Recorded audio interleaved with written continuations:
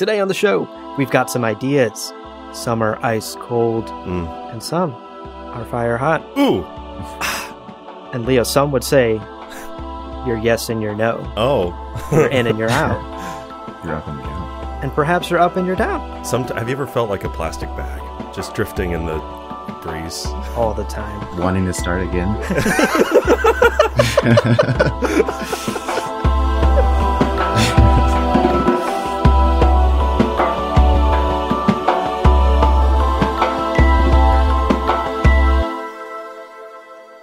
Welcome to Gom Jabbar, your guide to the iconic world of Dune. We'll be exploring the themes, philosophies, and characters found in the sandy depths of this vast universe, from Frank Herbert's groundbreaking novels to the adaptations on film and TV. My name is Leo. And my name's Abu. Oh, and today on the Leo! show, yes, that's my name drawn out. That's your name drawn out. You're excited. We're excited. We have such an exciting one for our listeners today, We do. Leo. We do. Because someone else is in the room with us. The hypothetical room, not the real room. Yeah. But someone else is in the room with us. We're joined today by Quinn. Quinn! Of YouTube fame. Yes! Quinn, welcome to the show. We're so excited to have you here. I'm very excited to be here, and thank you guys for inviting me. Actually, over a year ago, and I just saw the message. But yeah, thank you for inviting me, and now I'm here. So it's going to be a lot of fun. You're a busy person. We get it. Yeah. I love talking about Dune. Anytime you want to talk about Dune, I'm down. For sure. Perfect. Well, we are so excited to have you here. And yes, this has been a year in the making, but we're finally doing it, and it's going to be a fun conversation. To be clear, we've been huge fans of you for many years, since perhaps even before we started Gom Jabbar 3+ years ago. Yes. I will personally say, Quinn, your early YouTube videos covering in depth Dune Messiah, some of the earlier books, played a big part in me becoming interested in the universe and helping me understand the universe. So yes, this is kind of a big moment for me to meet you. You're like a legend in my mind. That's awesome. Yeah, same. Thank you so much for the kind words. Well, I was inspired to read Dune because of another YouTuber as well, and that was Danica, Comic Girl 19. Yes! Oh, she's great. Yeah, she would always talk about Dune in her videos and mention it, and I was like, what is this? And I read it one day because of her. Oh, cool. So I feel like that's awesome that the chain of influence goes like that. Yeah. Oh my gosh, shouts to Danica. We've had her on the show a couple times. Yes. She's amazing. Awesome. She's an incredible person. I was going to echo what Abu said. I have a very clear memory of reading one of the books. It might have been Heretics. And I was like, I just hit a word that I hadn't seen before. You know, Frank Herbert drops these words occasionally. As always. And I was like, oh my God, I am lost. And I remember pulling out my phone. I was in Bushwick, Brooklyn. Pulled out my phone. I went to YouTube. I was like, what does Quinn have to say about this? Quinn, help me. That is, to Abu's point, I think that was a big part of our early exploration of the universe. So thank you. It really is an honor to meet you. I think we both, Abu, run the risk of just saying how great Quinn is for the first 25 minutes of this episode. So, my ego. Stop as he beckons for more. So let's quickly take care of our housekeeping. We'll make Shout Out Mapes proud. Let's do it. Today's episode is going to go deep, probably. So I think just to be safe, dear listener, please have read all of Dune books, all of them. Totally. Frank Herbert's 6 books, please.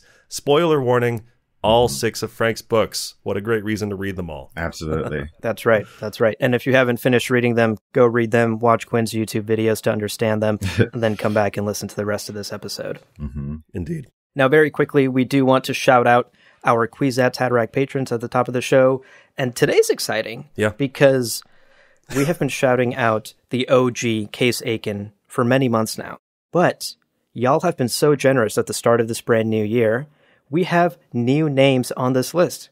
Yeah. So to quickly rattle them off, Case Aiken. Boom. Daniel Dion. Boom. Roman Caballo. Boom again. Jonathan Lambert. Whoa. And C.R. Spruill. Nice. My goodness. Yes. That, by my count, is 5 Kwisatz Haderach level patrons, and that, by my count, is 5 more than we ever expected to have. So your generosity is incredible, and we are so, so grateful, not only, of course, to these Kwisatz Haderach patrons, but to all of our patrons, all of our supporters. It's true. And all of our listeners.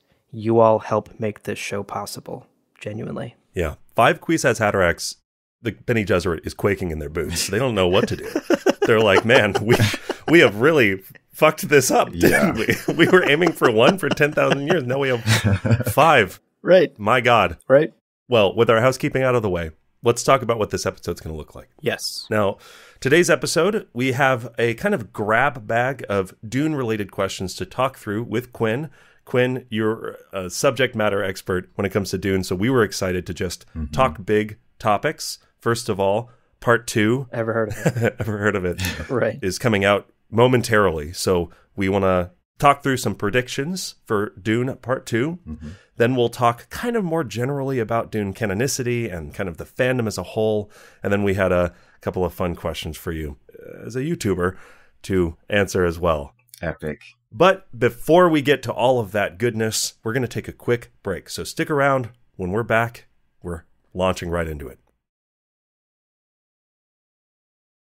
Welcome back, folks. All right. Without further ado, no more housekeeping. Let's get into the episode. Quinn, we have a very big question for you right off the bat. It's related to Dune Part 2. It's been front and center in our minds, and we can't wait to hear your thoughts on this. Do you think we will see Alia in Dune Part 2? Alia. Well, I'm almost certain that we will see Alia in Dune Part 2. Whoa. Because we do know that Jessica is pregnant from the first movie. Yeah. And we know that Villeneuve has written the script for Dune Messiah or is in the process of almost completing it. And I don't think Dune Messiah can really be done without the character Alia. I think she's kind of a necessary character if you want to continue doing the Dune series. So we have to have the character Alia in some capacity. Yeah. Now, as far as like, will Alia have like all of the character aspects that she does in the book from the get-go? I don't know about that, right? I do think that the talking like creepy little girl is kind of a part of, it's kind of iconic when it comes to Dune, like from the David Lynch one, like people kind of expect to see that, but I don't know if they're going to go that far with it. And I certainly don't think that she'll be like a talking infant. I certainly don't think they're going to go with that direction. Okay. But I do think that if they choose to show Alia, which I'm pretty sure they will, that she will maintain some of the bizarre attributes from the book that will distinguish her from a normal child. So we will see she might have certain like weird characteristics or qualities, but may not necessarily be what the book describes, which is like a toddler child with like an adult's brain. So that's what I'm envisioning, because that can get a little weird. That might get a little goofy, but yeah, that's generally what I think about that. Yeah. So you're picturing like the infant, the babe in arms that maybe we'll see will like maybe be way too calm or like way too intentional with their gaze or something like that. That's kind of what you're picturing. Yeah. Yeah. Gotcha. But I don't know if we're going to get like what we see in the book where she's like kind of like sassing the emperor and like the Bene Gesserit, which is, silence, child. I don't know if it's going to go to that degree, because I don't know if like that fits the tone of a Villeneuve movie, really. That's a good point. Yeah, totally. I mean, that scene in particular is something that I've been thinking about. Yeah. I don't know that we'll see Alia even confront the Baron, and perhaps the Baron's death will be handled differently in the Villeneuve movie. Yeah. I think almost certainly that it will. Yeah, you think so? I don't see Alia being the one that hits him with the ganja bar. Ooh. So how do we think, oh my gosh, how do we think Baron's going to die if Alia is not the one who does it? I hadn't even considered this. I don't know, but I think there's a few interesting ways to do it. I mean, they might do the thing where it's maybe Fade that takes him out. I think that's an angle that it could potentially go, because it's like, interesting. Fade wants to kill him anyway. Right. So it's like, that's already something that's going on. Yeah. Or it could be something, there's various ways to do it. I think. Totally. But I don't know if they're going to go the route that it is in the book, because David Lynch semi did that. And it's that David Lynch scene, the death of the Baron, is like the goofiest thing that you'll ever see in your entire life. So yeah, I definitely expect something a little different.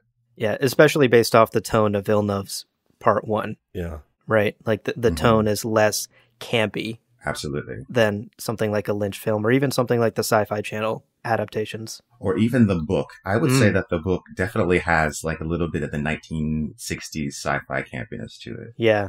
even though it has a very serious tone, it's very like, take this seriously. Yeah. I still think that the camp and the hokiness comes through. It's like watching old Star Trek. Totally. Yeah. Even in a serious episode, it's like, I know this was made in the 60s. I can tell this is made in the 60s. Yeah, you've met the Atreides Gamjabar, like line from a toddler. Yeah, exactly. It's theatrical. It's Shakespeare. Like it becomes Shakespeare. Mm-hmm. I think just to be spicy, I'm gonna say my prediction, borrowing from you, Quinn. I think maybe Fade does it, and maybe Fade, because we keep seeing all these clips of Baron with those like IV drippers, like the medicine drippers, floating, following him. Maybe Fade like unplugs them, and Duke Leto finally gets his posthumous, revenge. Yeah. Because I feel like his sickness has been such a part of the promotional materials and those final scenes in the first movie. That's my prediction, and then I'm going to be very wrong or very right. So exciting. I love it, though. Yeah, be cool. That's a fun theory. Well, Quinn, you mentioned that Villeneuve is writing or is in the process of writing Dune Messiah and the sequel. Do you imagine that is where Alia will start to take more center stage? Well, absolutely. And like she'll have like a lesser role in part 2, and then we'll see her in the sequel. That sounds right to me, because that's the way it is in the book kind of as well. Right. And also Alia will be maturing at that time. Right. She's like coming into her own. She's becoming a young woman. So I definitely think Alia will definitely play a significant role in Villeneuve's Dune Messiah. And as Paul like kind of becomes like this less and less human figure and more like this distant god-like being. Yeah. Alia could potentially be like the grounding point that grounds the viewer of the movie to the universe. Like we might see it from her perspective a little bit more, I think. The perspective might shift. Yeah. Yeah. That's totally fair. And, I find myself completely agreeing with you. When I was thinking about this question and sort of jotting down my notes for our conversation today, I came to the same conclusion. I think we will see Alia because the first movie, like you said, Quinn, has established that Jessica is pregnant. Mm-hmm. And Leo and I actually went to go watch the IMAX re-release that happened recently. I missed it. Oh, it was so fun. It was so fun. And it's been a while since I've seen the film, and I forgot there's actually like a flash of a baby as well. So like the Alia is even in the first film in like a quick flash forward scene. So I think it would be weird to not include Alia at all in part 2. So I agree. I think she'll be there. I also agree that there is like a line of too weird for like the common moviegoer to stomach. Yeah. And the book certainly crosses that line, but it's more palatable because it's 60s sci-fi campy sci-fi book. So you just kind of roll with it. I think Lynch took it in a direction that proved putting it on screen makes it too silly to watch, like watching a toddler speak in full sentences and murder people is perhaps too silly to watch on screen. So I find myself really agreeing with you, Quinn. Like, I think we're going to see Alia in a lesser role in part 2, but she will be there to set up a much larger role in a future hypothetical Dune Messiah movie that we will get, hopefully. On the topic of babies, I'm pretty sure one baby they're going to cut is Leto, Paul and Chani's first child. I don't think we'll see that in any way in the next movie. I don't think we're going to they have that baby and it gets killed. Yeah. Because even in the book, it kind of just happens and then they kind of just move on from it. Off page, yeah. So a lot of people forget about it too. Yeah. That's exactly the type of thing that I think Villeneuve would cut. Yeah. So that's definitely a baby we won't be seeing, in my opinion. I agree. And that is one baby that we won't see in part 2. You won't believe these 10 babies that don't appear in part 2.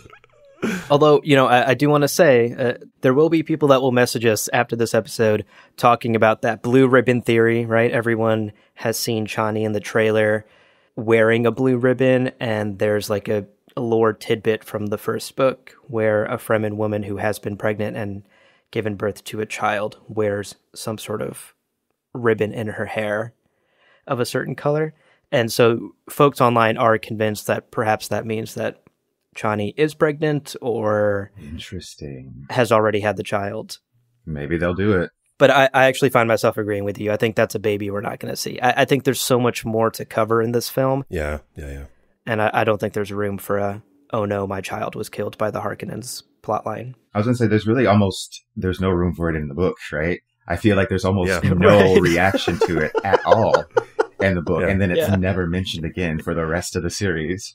That Paul Atreides had a son before, Absolutely. So I just, I think rereading Messiah and Dune Messiah as we did our book club, I was struck by how much the trauma sits with Chani and how much the trauma of losing her first and only kid with Paul was like something that is like subtly in her character. But I think you're also 100% right that like that is the subtlety we don't have time for. And it's the subtlety that Denis Villeneuve has already demonstrated that he's okay to remove if it makes a better piece of art that is a movie adaptation of a book. Yeah, for sure.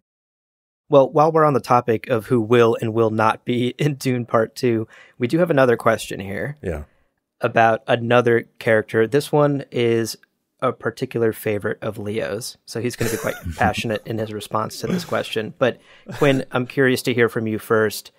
Do you think we'll see Fenring in Dune Part 2? Because we've seen no clue of him in any trailer or promotional materials.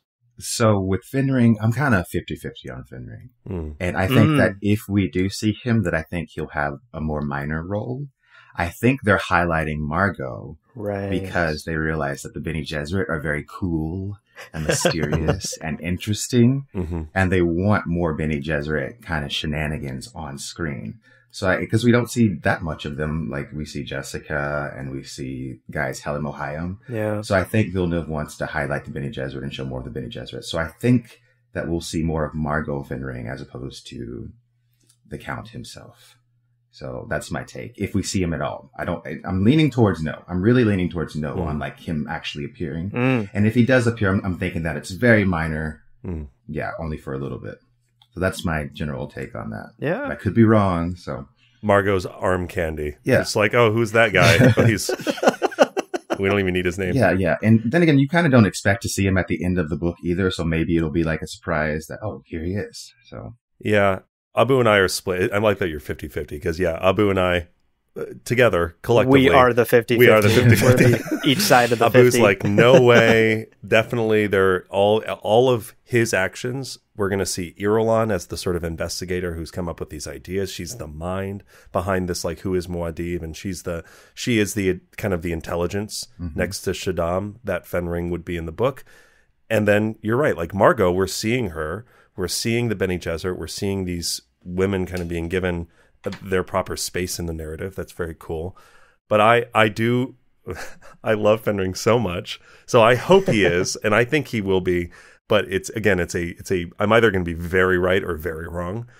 I just want to point out, we rewatched the first movie recently, and Mohayim says to Jessica, like, if Paul fails, like if he dies on Arrakis, we've got other prospects. True. And that line, I was like, okay, maybe this serves the one scene and that's it. But also, we know Tim Blake Nelson was cast in this movie and hasn't shown up anywhere. He's not even on the poster. We have Shishakli on like one of the Dune movie posters, but we don't have whoever Tim Blake Nelson is playing. Right. So I think he's going to your point, Quinn, I think he's going to appear very subtly in the movie, like around. And then I'm hoping this would be so satisfying.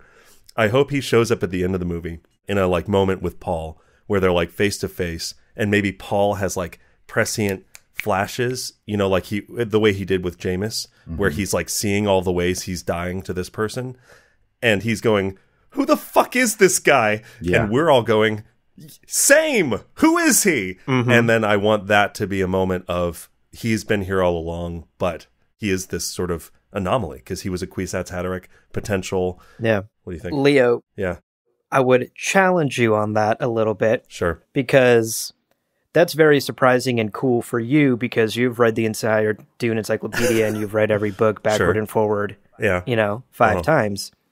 Is that cool for someone who just went and walked into the theater knowing nothing about this movie and then seeing this random guy show up at the end and then no explanation given and then a knife fight happens,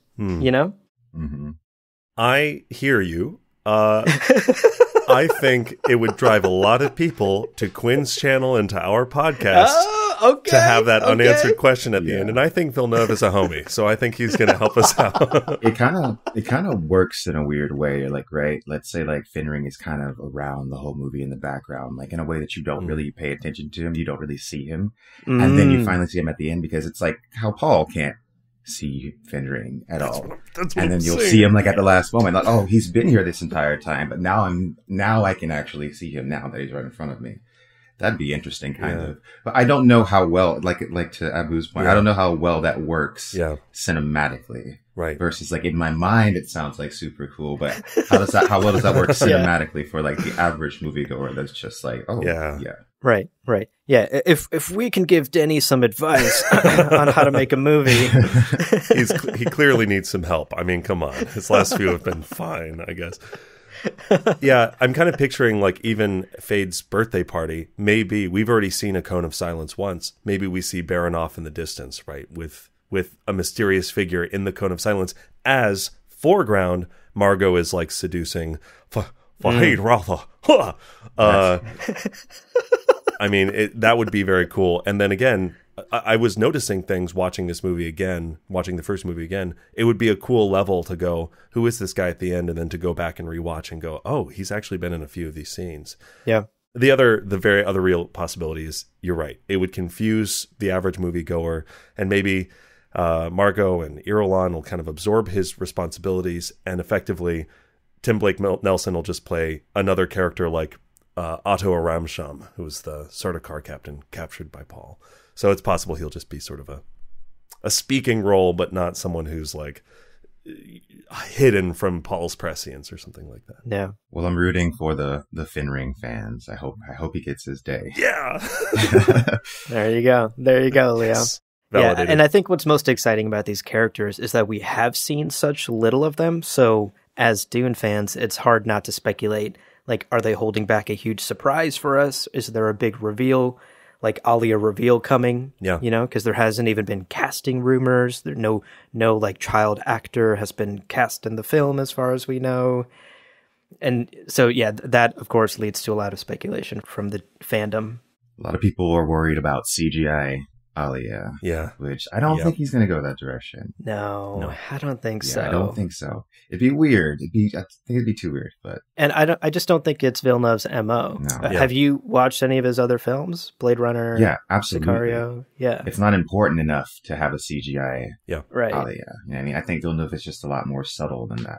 Right. Absolutely. There's also like, we've talked about all of the ways that you can solve the Alia problem, and many of them are creative and rely on practical solutions, which is Denis Villeneuve. Like, if he can put people in a big room, he's going to put people in a big room and minimize the VFX as like the pivotal moment in the scene. Right. So yeah. Save it for the big Arrakis battle at the end, More ornithopters blowing up. Yes. Oh. So we want to see less Alia CGI.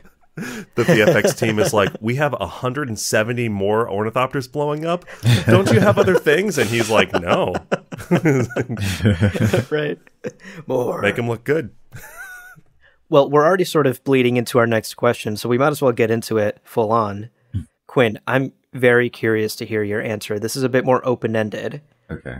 What do you think for Dune Part 2 to be successful and like really hit for both us as super fans, but also hit for the average moviegoer and average science fiction fan out there? What do you think is non-negotiable in regard to adapting that second half of the book? What has to be in the movie? Okay. So I think the movie needs to contain a sense of foreboding, right? And I think the first one pulled this off to some degree. Yes. Yeah. But Dune 2 should definitely leave you with a sense that things will get worse from this point on. Yes. Amen. Right? So yeah, we talk about David Lynch a little bit. Like at the end of David Lynch, it's Dune. It rains. Do tell. It rains on Arrakis. It does. And this to me symbolizes, like the fulfillment of the Fremen prophecy, like the Lisan al-Gaib who has freed the people of Arrakis. He is their savior. He is the Messiah. Except if you've read the book, you know that the Fremen prophecy is a sham. Mm-hmm. Like Paul is not the Messiah. He does not have the power to crack stone with his voice or like conjure up rainstorms. So we should end with kind of the complete understanding that Paul is not a god. Yeah. But he's in fact a man who wields immense power.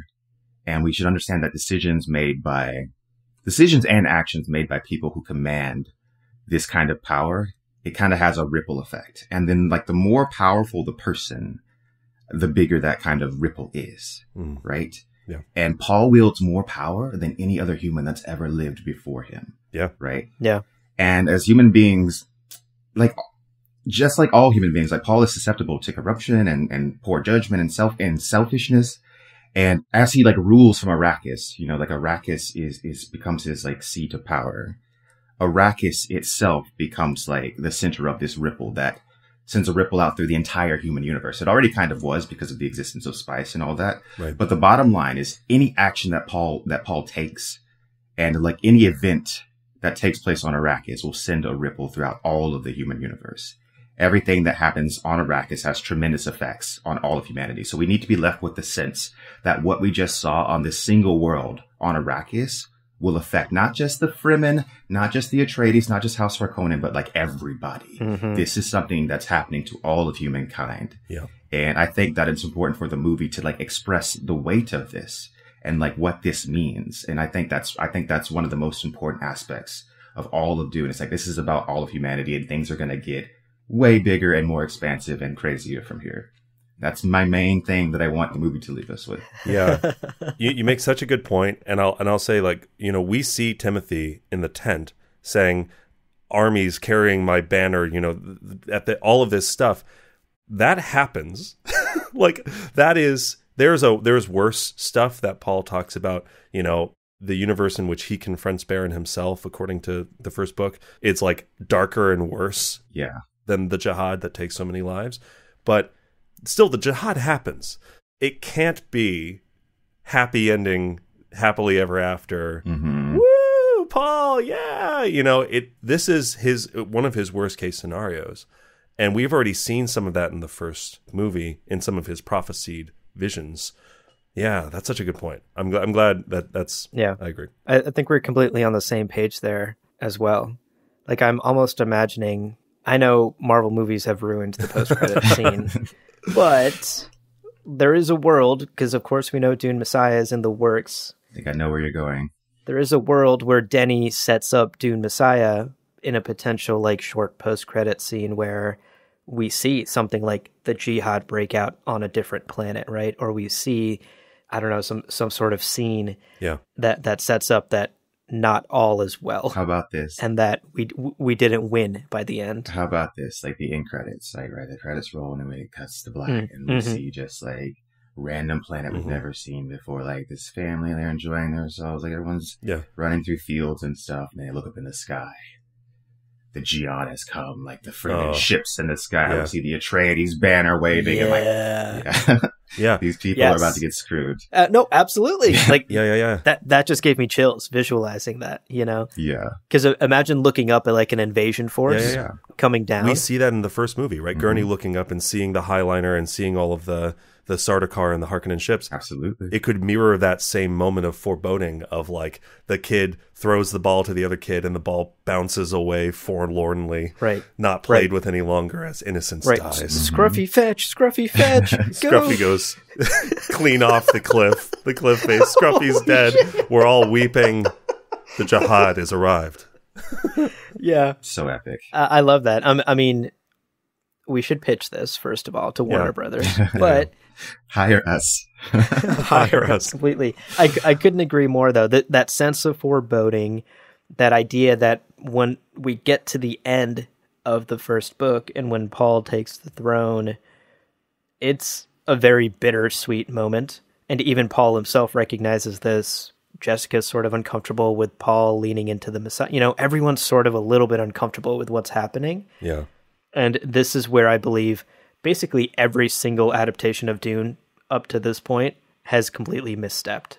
You know, every adaptation, certainly the Lynch one, as we've discussed, but I think the Sci-Fi Channel one also just sort of leaned into this, like he's the hero and wins at the end, roll credits. It's hard to resist. Yeah. It's hard to resist because he is such a charismatic leader, as we know from the book. Yeah. But I couldn't agree more. This, like, seeing the rise of Paul Muad'Dib, the Messiah, needs to be sort of an uncomfortable experience for the viewer. There needs to be a lot of skepticism all throughout.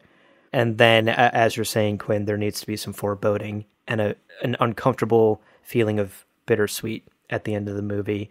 I will say I'm optimistic that that is the direction we're headed, because based on the trailers we've seen, we have characters like Chani, like Gurney, questioning Paul's decisions, right? Even Jessica, sort of questioning his decision to lean into the Messiah, to lean into the religion, to push back on the prophecy. Right. We still see characters like Stilgar, like really being like, oh my God, you're the Messiah, please save us. I think Villeneuve gets it. I think he gets it, yeah. And I've thought that since before the movie even came out, like the first few things that he'd said about Dune, I was like, this man understands what's going on. Yeah. In a way that like most people do not. And I feel like he's proven himself like time and time again with every statement that he said about Dune. Like I've just seen it. And I think that he gets it and he understands what it needs to be, that this is not the story of a savior or the hero of mankind. Completely.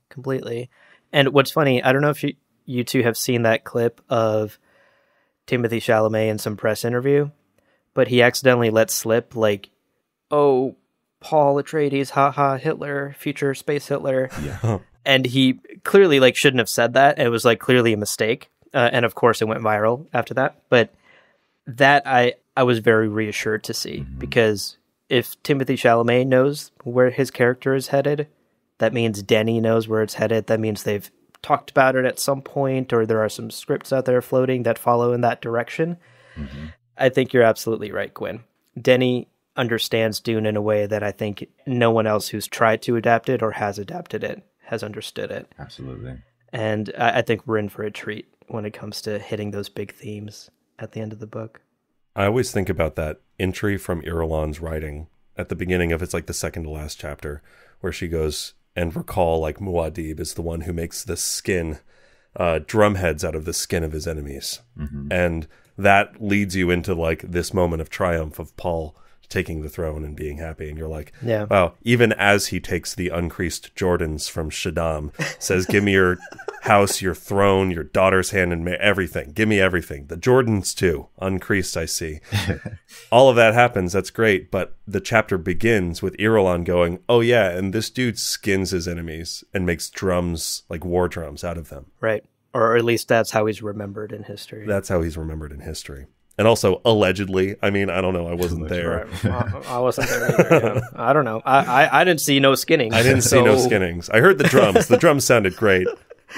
Couldn't tell what they were made of. I wonder if we'll get something like that, like of someone maybe fade to black into the movie, and then just on screen quote, and Muad'Dib, makes, and we all go, oh shit, that's not what I expected. Or Leo, let me do you one better. Fade to black, credits, end of the movie, post scene credits. We see stars in space, right? And then Irulan's face fades up from the blackness. Yeah. Wait, I forgot to tell you. That's what she does in the David Lynch. Like, I forgot to tell you. Sorry. I have more things to say. I faded out too soon. Right. And then she fades out and then weirdly comes right back in again. Also, I remembered. That's the post-credit scene I want, actually. I take it all back. And then Spider-Man shows up, and it's the MCU now. Right. Then it's a love triangle, right? Timmy's and Oh, true. Oh, snap. Oh, shit. Yeah, true. All right. Well, let's take a quick breather here, gang. Quinn, you've been excellent. This has been such a fun conversation so far. We've been focusing a lot on Dune Part 2, but after the break, we're going to get into some larger Dune questions with you. So Stick around, dear listener. We'll be right back with Quinn in just a little bit. Welcome back, everybody. Hope you enjoyed your break. Hope you enjoyed some drumming on drum skins made of something. We focused on Dune Part 2, but let's actually transition now to talking kind of more broadly about Dune. Quinn, we have all heard the rumors, right, that Dune Messiah, the script is coming along, maybe it's even done, and so exciting, the idea of this trilogy. Abu and I have talked a lot about the later books in all of their weird glory. What, in your opinion, is the sort of ideal scenario for adaptations of those books? Okay. Children of Dune, God Emperor of Dune, Heretics, Chapter House. Do we get adaptations? Do we Do we not? What's the sort of, what do you think would the best case scenario would be? I think the best case scenario, what I just see in my mind when I think, okay, if we could just do it and we were going to get this and it was going to happen, I think Children of Dune should be like one longer movie or maybe like two movies, right? That's what I think for Children of Dune. I think it would work as either one long movie or like maybe two movies. So I think that would be great. But then when we get to God Emperor, I don't think God Emperor could be done in a movie, in movie style. God Emperor would need to be like some kind of 6-part mini series is what I imagine. Like 5-part, 6-part mini series for God Emperor of Dune. So I think that would be super cool. Yeah. But I don't know how well God Emperor will work as an adaptation anyway. But I think it definitely, like, it doesn't have like the movie flow or the movie vibe or like a movie type narrative at all. Where I think Children of Dune like definitely lends itself way more to like an action science fiction movie. There's a lot that happens in Children of Dune that is cinematic and can be totally cinematic. While God Emperor of Dune is definitely like this more slow, cerebral tale, like this accounting of like this worm god creature. And then Heretics and Chapter House, I think, would be best combined into like an HBO type TV show that would go on for like 3 or 4 seasons. I think a Heretics Chapter House TV show. In fact, when they were doing the Sisterhood of Dune, I was thinking like you could totally just do Heretics and Chapter House and just have it like set way in the future, because it's totally disconnected from like the Atreides saga and the first 3. It's like so many thousands of years in the future. So when they announced Sisterhood of Dune, I was thinking like, oh, don't do the Brian Herbert book, because like that's whatever. I'm not gonna bash it, but that's not the deal. Like let's just jump to the future and like do let me see what O'Drade is up to and all those characters. Yes, I think that's way more interesting. And then like throughout that show, it would be referencing like events that took place in the Villeneuve movies, maybe. And I think that would be really, really cool to see that play out, because I don't think it would necessarily like spoil anything, because like I said, it's so distant, but I think that would really, really work as a TV show. So that's my vision. If I was in charge, just reiterate, two Children of Dune movies, God Emperor miniseries, Heretics Chapter House TV show. Wow. Somebody put Quinn in charge. Yeah, please. We'll get Brian out of there. You can be in charge of the estate.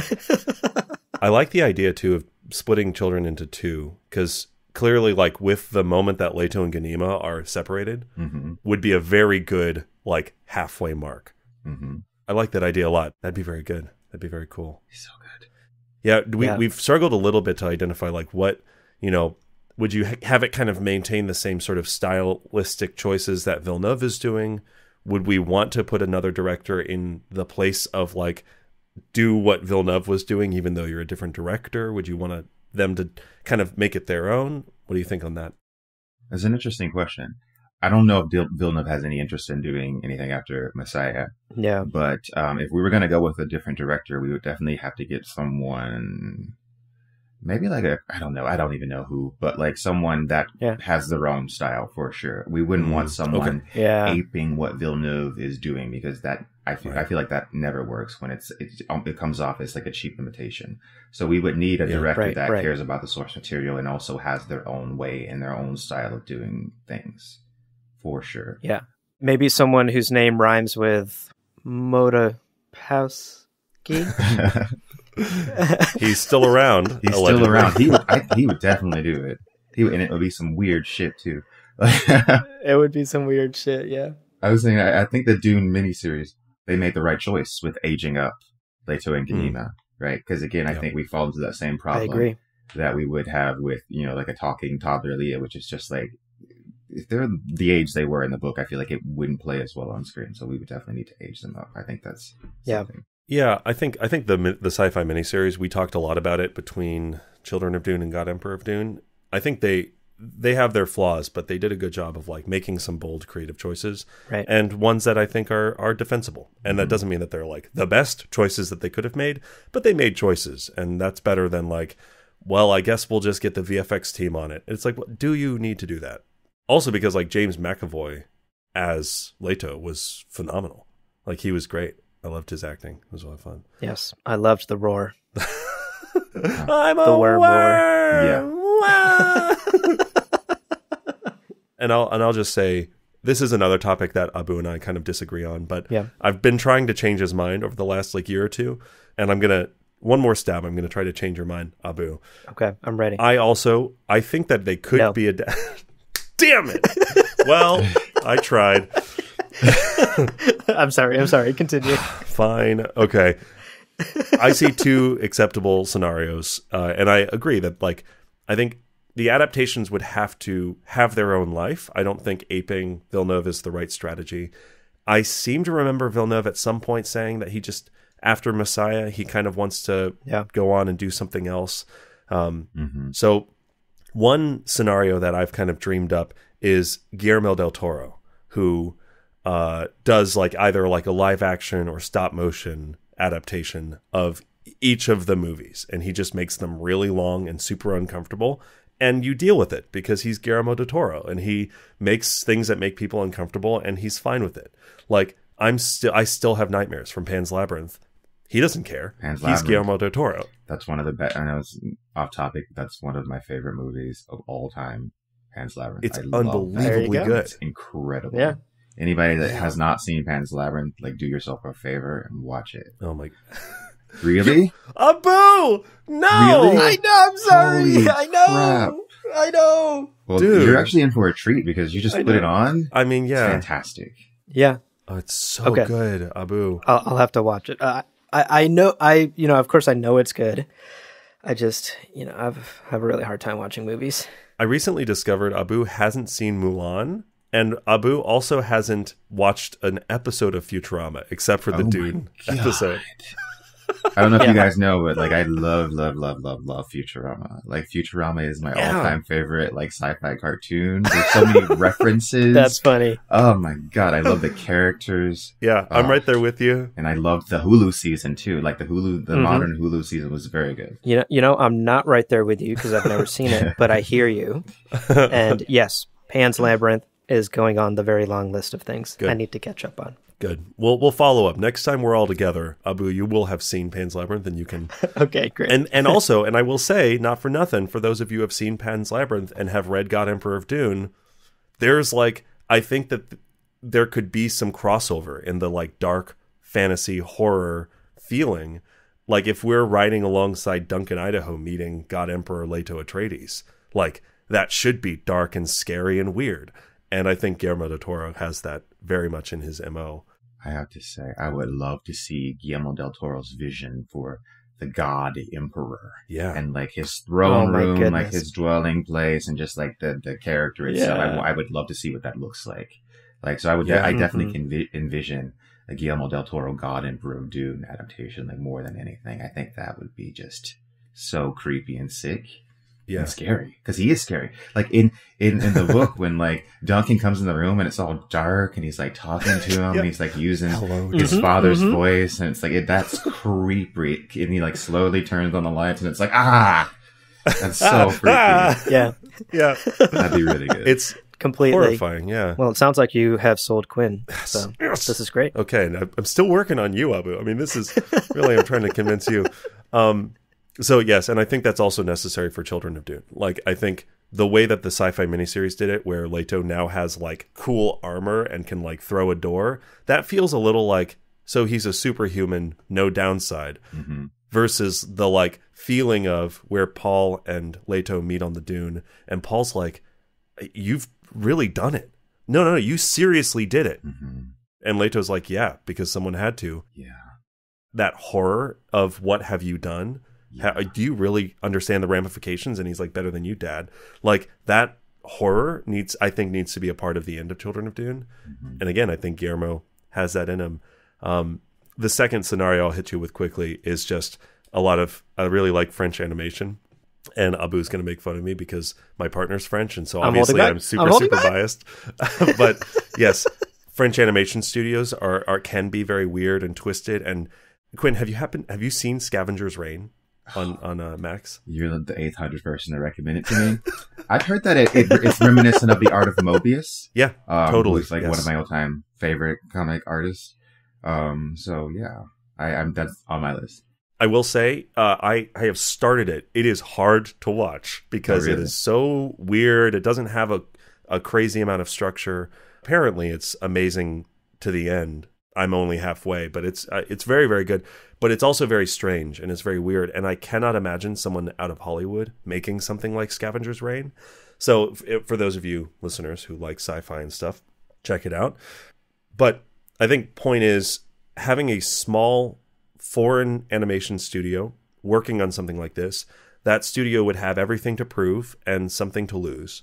And they wouldn't have the crazy oversight of some like Legendary being like, you have to make people like this. It's like, screw you, we're going to make it weird. Mm-hmm. I also think that would allow them a lot of freedom of expression where they could really go intense with things like Teg in the T-probe, right? Oh, yeah. Imagine that with the sort of boldness of some modern anime where they just completely change art style. Everything's crazy. And like that could be a masterpiece.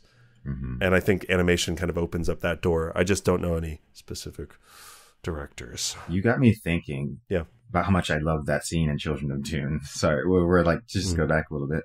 Where, where Leto confronts Paul in the desert. Right. Yeah. That's such an epic scene, a powerful scene that I would love to see adapted one day. Yeah. And I love like you said, I love the way Paul is just like, what have you done to yourself? Don't you understand how this will change you? And he doesn't just demean like it's going to change your body. It changes who you are as a person. Like you will have all of humanity living within you.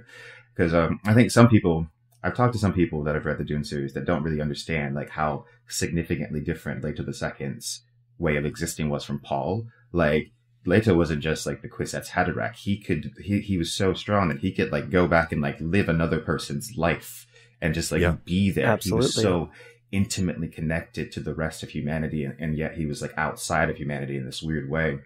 So oh my God, I just think about how great that scene is and how I would just love to see somebody do it. I just want to see somebody do it. Somebody competent to do that scene. Absolutely. Yeah. I mean, that scene is easily like a top 5 Dune saga scene, right? You know? Absolutely. And also probably a top 10 anime betrayal scene. Like, spectacular. I was going to say, because I remember that moment, that interpersonal moment between father and son so clearly. I forgot until my recent read through about Asan Tariq being there and like kind of like trying to like subtly plant the like shield to like summon a worm and and Leto just being like just murders him, killing him, and then like throwing the thing before it explodes, and like holy shit, was this action always part of this chapter? And of course it was. But you're right that like the most impactful thing about that is not the sudden violent killing of this kid. Mm-hmm. It's the fact that you're seeing someone who didn't have the courage to make that choice and to make that sacrifice, talking to someone who has already made it and is like, I don't know what you want from me, Dad. You saw all of this and you couldn't do it, and now I'm doing it. It's a shame you were never really Fremen, Father. Got his ass. Damn. A knockout in the first round. Good. Okay, so that's our kind of first question here, but I think then you're right. People have come away from these scenes maybe with different interpretations, or maybe they missed out on whole elements of characters. Talking about the Dune fandom as a whole, do you have a pet peeve, like a bone to pick with the Dune fandom as a whole? Okay. Well, I just want to start off by saying I love the Dune fandom, right? I think the Dune fandom is like one of the best fandoms I've been part of. Like everyone, I think the Dune fandom is so smart, so thoughtful. Yeah. I covered a bunch of Game of Thrones, A Song of Ice and Fire content. I love those books. Yeah. And the Game of Thrones fandom is one of the most toxic fandoms I've ever encountered. Really? Some of the meanest people ever. I love you guys too. But like, so the Dune fandom is great. Man. But I do think amazing. that we have a little bit, some of us might have a little bit of what I like to call the Rick and Morty syndrome. We're just like, Dune is only for smart people. Like, I even have to stop myself from kind of doing that, because Dune is not necessarily like a beginner's science fiction book, but it's also not like, House of Leaves, which is like one of the most difficult books to read ever, because you're like deciphering everything actively as you're reading it. I think Dune is more accessible than people realize. It's not to say it doesn't have layers upon layers upon layers upon layers of meaning everywhere, but it does bother me when people kind of like oh, you're too stupid to get Dune, or like you won't get this. Because I think that anybody can read Dune, and it is for everybody. It was, I mean, it sold so many copies because I mean, a lot of people have read it, and I think it makes you smarter when you read it. You don't have to get everything immediately. And I think, so I guess if that's a bone to pick, that's it.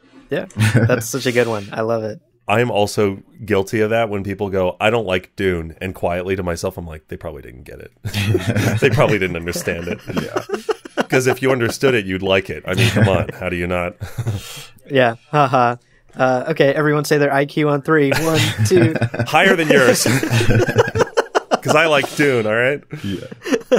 Yeah. Similar, I think this happens in every fandom, but I think it's a particularly egregious in the Dune fandom. And maybe you've run into this as well, but like, I'm guilty of this. I'll just be upfront. Mm-hmm. The Frank Herbert can do no wrong hero worship. Mm-hmm.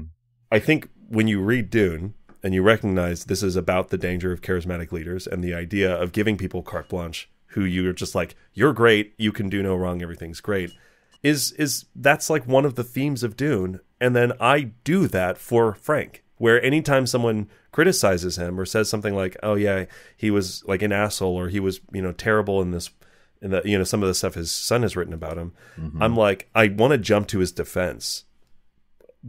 Why? I'm not on his payroll. Yeah. I'm not his like defense attorney. It's dumb. And I definitely do it. Like, he was a kick-ass author. He writes amazing sci-fi, just amazing books. But that doesn't mean that he was a saint, and it doesn't like mean that we should excuse him for his bad takes. So I'm like, it's funny to me that I am aware of that as something that the Dune fandom does sometimes with Frank, and then I do it. I absolutely do it too. So ironically, you would say that hero worship is one of the problems with the Dune fandom. That's very ironic. Yeah, and I do see that. Yeah, I think it happens, and you're right. It's like, there's the sort of elitism of like you're not good enough to be a Dune fan, or like I'm better than you because I'm a Dune fan. Mm-hmm. And then I think also there's the like, because Dune is a perfect thing, and if you don't like it, you're not smart enough to understand it. And here's why you're wrong for being affected by this text or being affected by that. Go watch Star Wars, loser. Exactly. Yeah. Yeah. Leo, this reminds me of a tweet that stuck with me when I saw it one time from, I believe, Cole Kuchna, who's the host and creator of Dissect, which is an amazing podcast that breaks down music. And I don't remember the tweet verbatim, but it said something along the lines of, I find it funny when people are annoyed when artists like show up late or unprepared or aren't in the mood today or blah, blah, blah, because like, that is what makes them artists, is like so much of their work is a part of who they are, and their emotions and their lived experience is in the art. And so when they don't show up and do the art for the corporate business that needs it done by a deadline, people are like, what are you doing? You need to do your job. And they're like, I'm an artist. it has to feel right, or et cetera, XYZ, whatever the reason might be. And I kind of think of this like hero worship idea, this like Frank Herbert or anyone you love, we see like stan culture being such a thing these days, totally. But like any celebrity or anyone that you love, like the reality is like they are still humans. Yeah. They still must be held accountable for their rights and their wrongs, celebrate their rights, but call them out for their wrongs, and understand that there's nuance there. Like a person can both do and create great things and also believe horrible, like unconscionable things at the same time. Like those two thoughts can exist at the same time within one person. And I like to think Leto too would agree with me. We've talked about on our book clubs how Leto talks about how biographies of people can never capture the essence of a human life, because it just distills it down to a narrative. Yeah. And you try to plant someone's life into a narrative that makes sense, but like human beings don't make sense inherently. Absolutely. So this is me getting on a bit of a soapbox, but your note here about the hero worship and Frank made me think of that tweet, which made me think of art comes from not necessarily quote unquote broken people, but like messy people, because all people are messy and art is messy and it's an expression of human blah, blah, blah. Like we could get philosophical about that, but I think that applies here too. Yeah, I think all of our greatest artists are very complex, weird, messy people. Yeah. So it's just how it goes. Absolutely.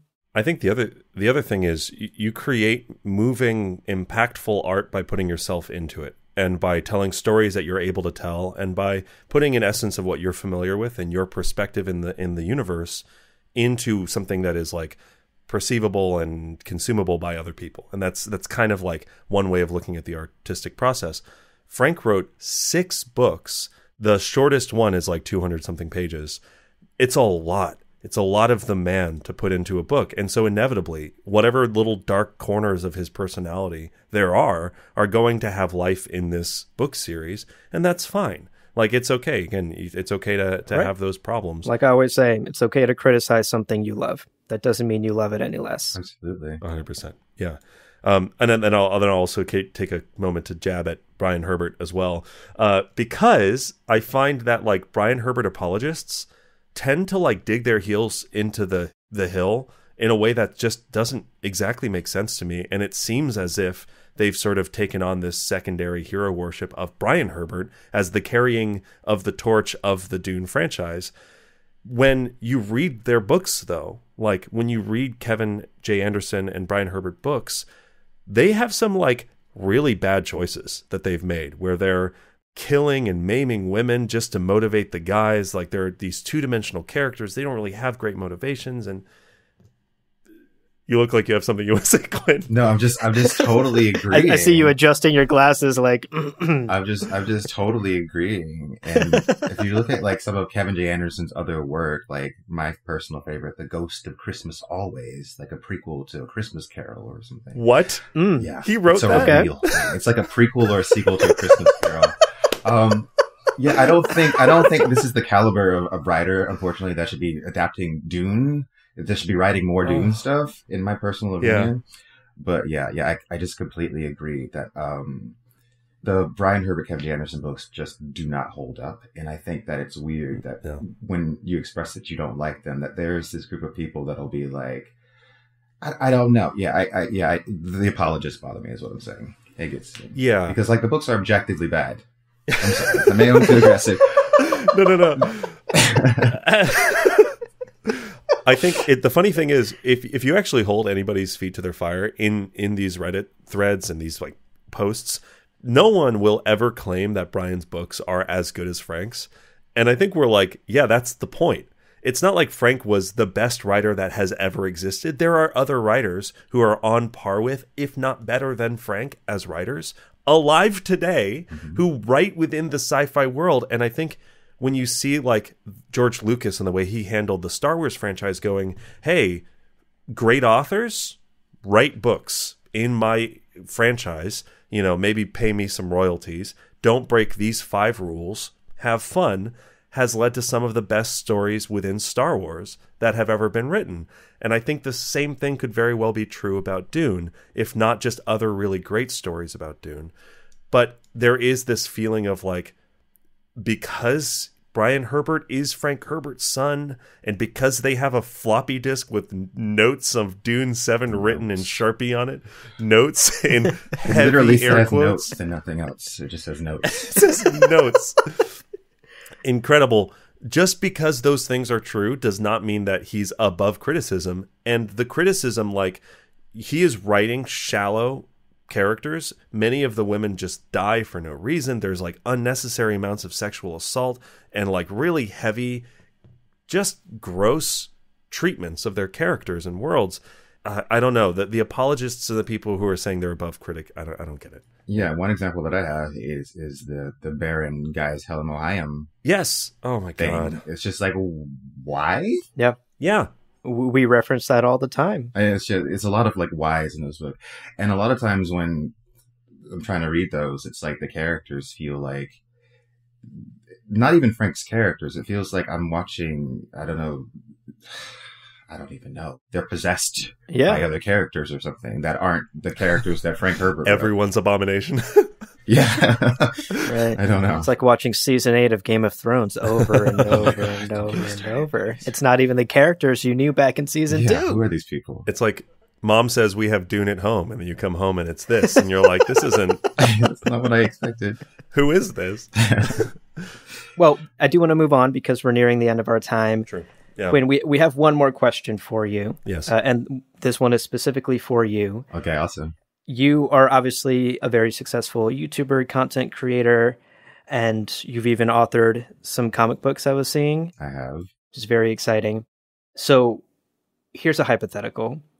What characters from Dune, if they, let's say, lived in the modern world, would have success on the internet?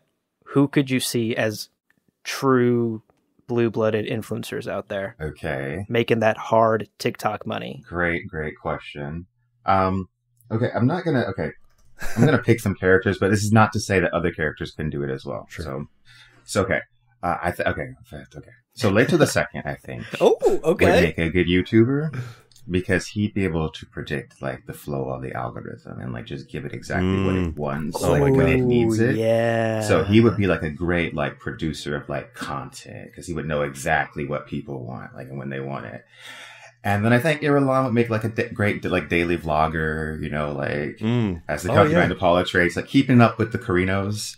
You know what I mean? Yes, yeah. She's relatable in a way. Yeah, exactly. Like she's like, oh, I'm here, I'm married to the emperor, and here's my garden. You know. You don't want the narrator to be too outside of, like, we've always liked her because she's a Bene Gesserit, but she's not like the best performing one. Yeah. So it's not like, I don't feel condescended to by her. Right. I'm like, she's like me. She's the C+ student, you know. Yeah. She also struggles to turn on the air conditioner, you know, like we're the same. She and I. And then maybe like Marbella would have an OnlyFans. No, kidding. He had me in the first half. Wow. The Bene Gesserit Mentat OnlyFans. I'd subscribe. Okay, and maybe like Gaius Helen Mohayim, right? She assuming that the power of voice like can work through like the YouTube screen, right? Like this video, share this video, subscribe. Oh my god! Oh my goodness! Like so I think she'd be able to gain a lot of followers that way. So yeah, those are the ones. Like I think they'd make a killing on social media for sure. That's amazing. You're absolutely correct. If you heard the voice through a YouTube video, you couldn't help but like, subscribe, and share. Yeah. And that's going to pump up that algorithm so well. You would smash the like button without even thinking about it. It'd be that scene with Paul and Gom Jabbar. She would go, smash the like button, and it blacks out, and you wake up and you've smashed the like button. It's like, what happened? God. Yeah. And you know what's interesting? I mean, as we know, a lot of YouTube sort of, in particular, vlog culture and influencer culture is underpinned by like drama. Twitch culture is like this too, but like drama and like relationships between these influencers, and the Dune cast like all fucking know each other, you know. They have each other on speed dial. Lots of drama. That's going to be messy. Those collabs are going to be so messy. The breakups are going to be messy. I can only imagine like the subtweets between Chani and Irulan. Oh my god. Oh my god. That's so true. That's so true.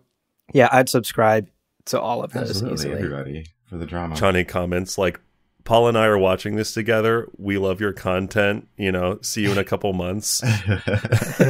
Irulan's like, bitch. I know. Like, she's like just fuming. Like report comment as hate. Right. Hate. Yeah. Wow, great picks. Wonderful picks, Quinn. Oh, excellent. Well, that was our last question for you today, Quinn. Yeah. We have taken up so much of your time today. Thank you so much. Thank you guys for so much. being so gracious with it. This was so fun. Yeah. But before we sign off and before we say goodbye, we do want to hand the proverbial mic to you. Yes. And give you the chance to tell our listeners where they can follow you online and find all of your amazing content, and let them know anything exciting you're working on and have coming up. Awesome. Well, I'm Quinn's Ideas on YouTube, and you can follow me there. I also have a Twitter account. I cover like mainly science fiction books, all sorts of science fiction books. I basically make, I guess, mini little documentaries covering like any science fiction books that I like, anything that have themes that like intrigue me or anything that I want to talk about. I think I gained a lot of popularity from like the Dune series because I made like the ultimate guide to Dune, as well as just like a bunch of random videos on like every topic that interested me in the series. And there's so many, so I made a lot of videos. So you can check out all those videos on my YouTube channel. Right now, I'm working on a few videos. Mary Doria Russell's The Sparrow is the next big YouTube video that I got coming out. And then I'm working on some videos about cyberpunk, more cyberpunk videos, specifically William Gibson's Count Zero and Mona Lisa Overdrive. So that's upcoming. And then also my graphic novel, The Lie Behind the Star, which is a sci-fi book. Mm-hmm. We did the Indiegogo campaign for that last year. And that'll be coming out this year. Wow, congrats. And as well as my first graphic novel, Tadia, will be on Amazon very soon. As soon as they figure out how to unstrand my inventory, then it should be fine. So that's what I got going on. And thank you guys so much for inviting me on the podcast. Anytime you guys want to do this again, I'm totally down. It's a lot of fun. I love talking about Dune. Any subject you guys want to get into, please feel free to invite me on if you would have me. Yeah. So thank you guys so much. Oh, you're trapped now, Quinn. We got your number. You're in it to win it. I mean, the movie's coming up. We have said it many times on the podcast, but there's no better time to be a Dune fan than now. Absolutely. You know, and if you're not a fan, hop on the bandwagon because we're zooming, and there will be a lot to talk about in the coming months, and we'll be sure to bug you again and hopefully have you on as well as other guests. I know you're also friends with Danica, who we've had on the podcast, and I know you're in touch with Elaine from Nerd Cookies. So she's very sweet. We have this like lovely little Dune community. It's the best, and we can't wait to geek out with all of you about all of the amazing Dune stuff coming up. Very true. But it was a pleasure to have you on, and thank you so much for joining us. Absolutely. Right, thanks, guys.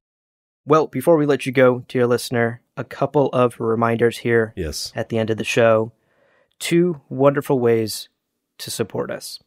1, become a patron, patreon.com/GomJabar. It is the best way to support this podcast. You get ad-free episodes.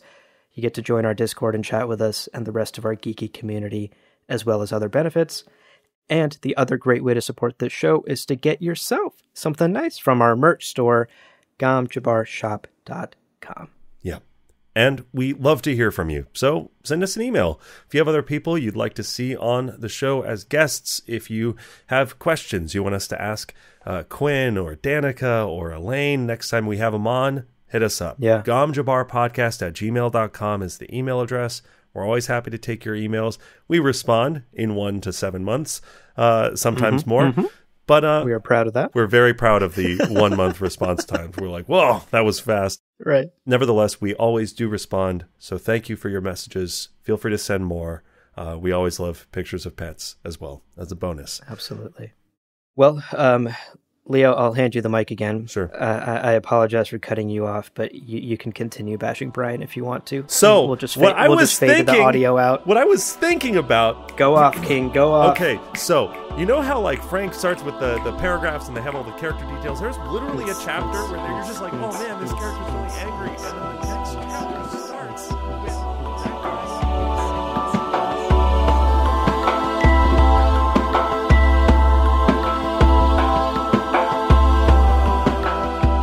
Well, friends, there is no real ending. It's just the place where we stop the recording. But this podcast is always one step beyond logic, so help spread the word of Muad'Dib and leave us a review on Apple Podcasts and Spotify. And be sure to check out the other shows on the Lord Party Podcast Network on lordparty.com. You can also follow us on Twitter and Instagram at lore_party. We're also on TikTok at GomJabar Podcast. Thank you so much for listening, and remember, whoever controls the podcast controls the universe. We'll see you on the Golden Path.